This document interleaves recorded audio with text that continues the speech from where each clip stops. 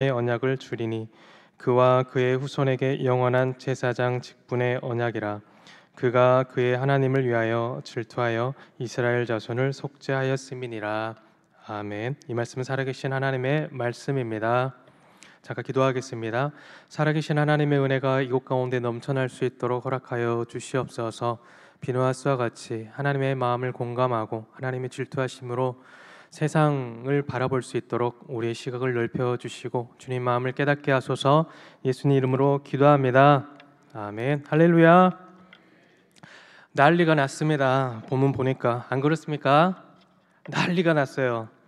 하나님을 섬기겠노라고 이 이스라엘 백성이 또 하나님 백성이 되겠노라고 애굽 땅에서 그 우상이 많은 그 애굽 땅에서 패기 좋게 빠져 나와 가지고 그리고 거언 39년 정도 훈련을 다 받고 나와 가지고 거대한 족속 아모리 족속까지 다 물리치고 그리고 쳐부시고 그리고 이제 막 요단강을 건너가기 그 직전에 가나안 점령을 앞둔 그 중요한 순간에 이스라엘 백성과 그리고 대장들 두령들이 이방 여자들과 음행하고 또 하나님 외에 다른 신을 섬기기 시작했으니 난리 났습니다. 우리 주변 옆 지체들과 인사 한번 나누십시다. 난리 났습니다. 아니 근데 어디서 난리가 났나요? 어디서 지금 이 장소가 어딘가요? 따라해 봅시다. 모압 평지. 지금 본문에 나오진 않지만 모압 평지. 그리고 그러면 그 어떤 여자들과 음행을 하기 죄를 짓기 시작했습니까? 모압 여자, 모압 여인입니다. 모압 평지에서 누구와? 모압 여인들과. 지금 모압은 어디고? 모압의 그 근원이 어딜까요? 옛날 옛적에 아브라함의 조카 롯이 나중에 이제 소알 갔다가 산에 갔다가 나중에 이제 딸과 동침해가지고 자손을 낳아서 첫 번째 낳았던 아들, 그 아들이 누구라고요? 모압이고 그의 자손이 모압 족속인 겁니다. 지금 그들에게 의해서 유혹을 받아서 하나님께 죄된 상황들 그리고 하나님께서 굉장히 진노하시는 그런 상황입니다. 짧게 배경 이렇습니다. 이해하기 쉽게 지금 여기는 가나안 땅이라고 생각하십시다. 여기 가나안 땅이에요. 지도를 횡으로 두고 여기가 지금 요단강입니다. 지금 여기가 어디예요? 지금 성도님들 앉아있는 자리가 모압 평지라고 하는 거예요. 자, 가나안 땅, 여기는 요단강, 성도님 앉은 자리는 모압 평지, 거기 있는 겁니다. 지금 이스라엘 백성이 이 모압 평지에서 요단강 건너서 가나안을 점령하면 되는 그 정말 중요한 그 순간에 지금 큰 일을 치르고 있는 거예요. 유혹을 받아가지고. 자, 모압 평지에도 이 족속들이 나눠져 있는데요. 저기 1, 2분단 있죠. 1, 2분단 죄송합니다. 손까지 들라고 해서 1, 2분단 하면 네 한번 해봅시다. 1, 2분단. 네, 그럼 3, 4, 5, 6분단. 네, 1, 2분단은 지금 모압 족속이라고 하는 거예요. 어디 족속이요? 자, 3, 4, 5, 6 족속은 따라해 봅시다. 아모리 족속. 지금 아모리 족속이 커요? 모압 족속이 커요? 지금 이스라엘 백성이 38년, 39년을 지금 훈련을 받고 이제 가나안 땅을 점령하려고 지금 막 걸어서 가는 거예요. 근데 가려면 어디를 지나가야 돼요? 모압을 지나가야 되는 거예요. 그래서 모압에게 똑똑똑 지금 이 길을 지나가게 해달라. 내가 전쟁 안 할 테니까 지나가게 해달라. 모압이 허락을 했을까요? 안 했을까요? 안 했어요. 그래서 할 수 없어. 지금 이 모압을 삥 둘러서 이스라엘 갑니다. 그리고 아모리에게 얘기합니다. 지나가게 해달라. 내가 지금 전쟁을 안 할 테니까 길만 좀 터달라 했는데 아모리 족속들이 그 길을 열었을까요? 안 열었을까요? 열지를 않았습니다. 근데 아모리 족속은 더군다나 니네들이 왜 우리 땅을 침범하느냐고 칼을 들고 가가지고 전쟁을 청합니다. 그래서 이스라엘 백성과 여기는 아모리 족속 3, 4, 5, 6분단 무슨 족속? 아모리 족속이 전쟁을 시작하게 되는 거예요. 누가 이겼습니까? 이스라엘이 이겼어요. 저는 그것을 옥시크린이라고 합니다. 아모리 왕 시온이죠. 그래가지고 지금 이 전쟁을 했는데 누가 이겼다고요? 이스라엘이 이겨서 이스라엘이 지금 어디 와 있는 거예요? 지금 아모리 족속이 있는 이곳에 3, 4, 5, 6분단에 지금 거주하고 있는 거예요. 지금 모압 족속은 지금 그대로 있어요? 없어요? 전쟁 안 했죠? 안 했기 때문에 모압 족속 왕 이름이 따라해봅시다. 발락. 어디서 많이 들어본 것 같지 않아요? 발락 왕이에요. 두려워 떱니다. 이 전쟁 소식에. 왜냐하면 모압이 커요? 아모리가 커요? 아모리가 훨씬 큽니다. 그 전쟁하면 누가 이겨요? 아모리가 이기는 거예요. 근데 발락이 지금 모압 발락이 너희들 이곳 지나가지 못해 라고 말도 해놨는데 지금 아모리하고 이스라엘하고 전쟁하고 누가 이긴 겁니까? 이스라엘 이겼으니 야, 그 이스라엘 어떤 나라이길래 아모리를 이겼느냐? 내가 지금 이스라엘과 싸우면 싸울 수가 없겠다 가지고 벌벌 떨고 있는 상황. 어찌하면 좋을까? 안 되겠다. 여봐라, 여기는 사람들 중에 정말 용하디 용한 점쟁이 하나 데리고 와라. 누굽니까? 발람. 따라해봅시다. 발람. 지금 여러분 성경에는 선지자라고 나와 있는 그 사람 발람입니다. 발람 선지자. 사실은 그 사람은 발람 선지자라고 하지만 이스라엘의 선지자, 하나님의 선지자가 아니라 바알의 선지자인 겁니다. 용하디 용한 선지자인 거예요. 점쟁이라는 거죠. 그러니까 그 선지자 데리고 와가지고 야, 하나님이 이스라엘을 저주하게 해라 했더니 안 돼요. 하나님께서 저주하지를 못하게 해요. 안 되겠다. 너 가라. 그랬더니 돈은 받고 싶어가지고 이 발람 선지자가 가기 전에 귀띔으로 발락 왕에게 한마디 하는 거예요. 지금 꾀를 속닥 하는데 그 꾀가 무엇이냐? 그러지 말고 모압 여인을 여기에 파송을 보내가지고 유혹을 하십시오. 그리고 하나님을 섬기지 못하게 만드십시오. 하나님을 섬기지 못하면 이 이스라엘 사람들을 하나님께서 싫어하시니 하나님의 진노가 이스라엘 백성에게 임할 것입니까? 임할 것입니다. 그 상황이 지금 이루어졌나요? 안 이루어졌나요? 발람의 꾀로 말미암아 민수기 25장 난리가 일어난 겁니다. 난리 났네. 난리 났어. 우리 주변에게 이야기합시다. 난리 났습니다. 난리가 난 겁니다.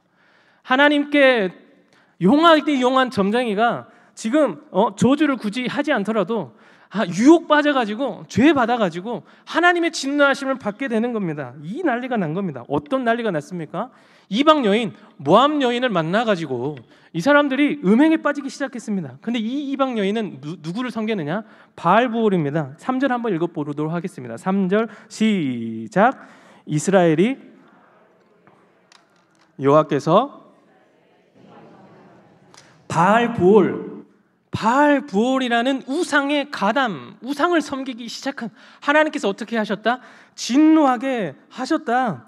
직분의 높고 낮음이 상관없이 이스라엘의 온 전역이 하나님을 섬기지 않고 우상을 섬기기 시작했다. 특별히 하나님의 수장이라고 생각했던 그 두령들이, 대장들이, 지도자들이 하나님을 섬기지 않고 바알부올을 섬기고 있는 것입니다.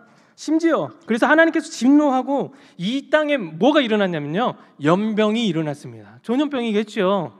이 연병이 일어났는데 몇 명이 죽었느냐? 9절 시작.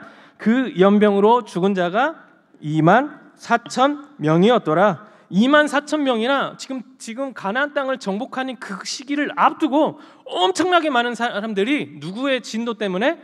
하나님의 진노 때문에. 누구의 죄 때문에? 이스라엘의 죄 때문에 죽게 된 겁니다. 지금 진짜 난리가 난 겁니다. 이 상황을 어떻게 해야 하나? 하나님께서 화가 많이 나셨습니다. 그런 상황에서 지금 어떤 일이 일어나는가? 이스라엘의 수령 지도자 한 명이 지금 그 난리통에 한 여자를 데리고 왔습니다. 모함 여자 데리고 와가지고 어디를 들어가는가? 현대판 모텔로 들어가는 거예요. 지금 사람이 죽고 있어요. 사람이 다쳐요. 하나님께서 화가 나셨어요. 진노하심이 임했어요. 저주가 임했단 말이에요. 그 상황에서 이스라엘의 지도자, 시므온 족속의 지도자, 그 지도자가 한 여자, 이방 여자를 데리고 와가지고 지금 모텔로 들어가고 있는 장면을 포착한다 이 말입니다. 그때 한 청년이 있었으니 그 청년 이름이 오늘 제목인데 누굽니까? 비느하스입니다. 그 비느하스가 그것을 보고 분개하여서 창을 들고 그 막사에 들어가서 그 여인과 그 남성, 이스라엘 남성을 그 배를 한꺼번에 꿰어서 그 남자와 여자를 죽이는 사건, 이 지금 민수기 25장의 말씀입니다. 그런데 하나님께서 이 비느하스를 보고 하나님께서 어떤 마음을 품으셨는가 한번 읽어보도록 하겠습니다. 11절입니다. 11절 시작. 제사장 아론의 손자 엘르아살의 아들 비느하스가 내 질투심으로 질투하여 이스라엘 자손 중에 내 노를 돌이켜서 내 질투심으로 그들을 소멸하지 않게 하셨도다. 지금 비느하스가 창을 꽂는 바람에 그 연병이 그치고 하나님의 진노가 사그라지는 역사가 일어나게 되었습니다. 무엇 때문에요? 비느하스의 창, 비느하스의 공격성 때문인가요? 아닙니다. 무엇 때문인가요? 가장 근본, 하나님의 마음을 헤아렸던 것, 하나님의 마음을 공감하였던 것, 하나님이 안타까워하고 슬퍼하고 질투하였던 그 질투심을 가졌던 것, 그것 때문에 하나님께서 그 노를 그치셨다. 본문은 이야기하고 있습니다. 여러분이 살고 있는 이 시대는 어떤 시대입니까? 하나님을 바르게 섬기고 있는 시대인가요? 아니면 하나님을 기쁘게 하고 있는 그 시대입니까? 혹시 하나님을 진노케 하고 있는 그 시대가 아닐까? 모르겠습니다. 아니면 우리가 지금 방금 읊었던 것처럼 이 시대를 보고 난리 났네, 난리 났어, 난리 난 시대 아닌가? 말씀과 이상이 희박한 그 시대, 하나님을 섬긴다고 하나 하나님의 마음이 도대체 어디 있는지 갈피를 못 잡고 있는 그 시대, 하나님 마음을 섬긴다고 하나 나는 정작 죄를 짓고 하나님의 마음을 공감하지 못하는 그 시대가 아닌가? 누구나 음행하면은, 그리고 누구나 죄를 지으면, 이 시대가 모든 사람들이 한결같이 죄를 지으면 그게 문화가 될 수 있을 것 같습니다. 지금 이 사람들은 누구나 다 바알 부호를 섬기고 있으니 죄책감이 사라진 거거든요. 우리 시대도 마찬가지 아니겠습니까?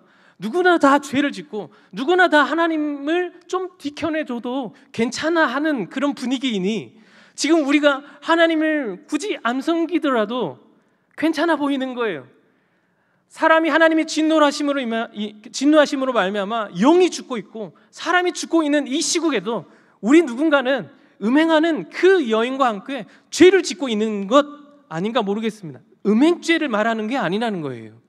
하나님을 섬기지 못하게 하는 그 우상의 죄, 하나님을 알지 못하게 하는 내 눈이 망각하고 듣는 거를 듣지 못하게 하는 그 귀머거리의 그 죄, 하나님 마음을 공감하지 못하게 하는 그 죄가 이 시대에 난리 날 만큼 지금 팽배했는데 우리는 심지어 그것을 감지하지 못하고 있지 않은가?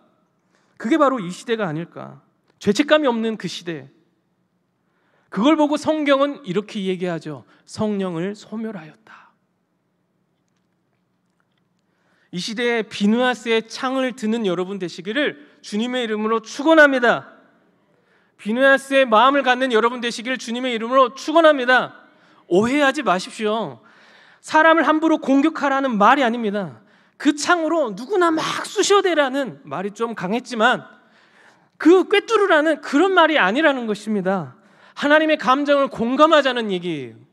하나님의 마음이 슬픈지 기쁜지 이건 아니다 생각하는지 그 마음을 우리가 헤아릴 줄 아는 그런 영적인 상태가 되어야 되는 민감함이 있다, 그 말인 것입니다. 그 마음이 있을 때 어떤 일이 이루어지는가? 내 질투심으로 그들을 소멸하지 않게 하였다. 비느하스가 창을 드는 순간 많은 영혼들이 회복되고 부활되는 역사가 일어날 줄 믿습니다. 우리 11절 다시 한번 읽고 말씀을 마치도록 하겠습니다. 11절입니다. 시작. 제사장 아론의 손자 엘르아살의 아들 비느하스가 내 질투심으로 질투하여 자손 중에서 내 노를 돌이켜서 내 질투심으로 그들을 소멸하지 않게 하였도다. 아멘. 하나님을 세상을 살리는 하나님의 마음을 품는 여러분 되시기를 주님의 이름으로 축원합니다. 기도하도록 하겠습니다. 살아계신 하나님, 하나님 말씀 가운데 우리 심령을 떼이며 우리 심령을 변화되게 하고 하나님의 마음을 공감하며 하나님의 질투심, 하나님의 슬픔, 하나님 기쁨 내가 소유하며 이 세상을